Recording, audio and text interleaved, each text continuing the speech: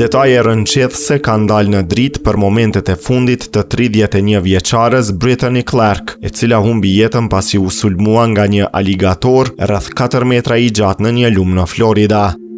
Partneri i saj Chance Ellison, i cili ndodhej pranë saj në momentin e tragjedisë, zbuloi se fjalët e fundit të Brittanyt ishin një lutje që ai të kujdesej për qenin e saj të dashur, një pastor gjerman me emrin Hoki. Ndërsa prisnim të mbërrinim shërbimet e emergjencës, Brittany më tha se vetëm të kujdesesha për Hokin. Ishte një nga gjërat e fundit që më tha. Nuk mbaj mend asgjë tjetër, tha 30 vjeçari për New York Post. 31 vjeçaria, e cila e adhuronte natyrën dhe kafshët, kishte shkuar për një shëtitje së bashku me Ellison dhe shoqen e saj të banesës pranë lumit e Conloqueci. Të tre ndodheshin në ujë kur aligatori u shfaq papritur dhe e sulmoi Brittany, duke e kthyer një ditë të qetë në një tragjedi.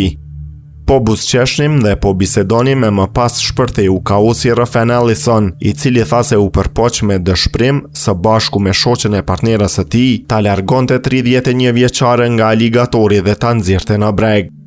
30 vjeçari shpjegoi se vendosi të fliste publikisht për t'i u përgjigjur raportimeve dhe komenteve që sipas tij nuk e pasqyrojnë të vërtetën.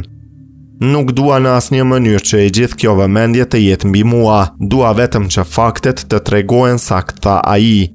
Ai hodhi poshtë gjithashtu pretendimet se një kalimtar i kishte paralajmëruar të mos futeshin në ujë.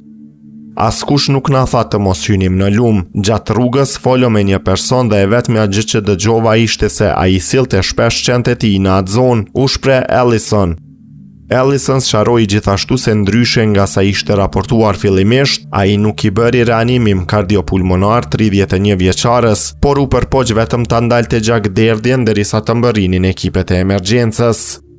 Sipas tij, ai përdori duart dhe një peshqir për të ushtruar presion mbi plagët e saj, duke u përpjekur ta mbante sa më të qetë dhe më të rehatshme në momentet e fundit.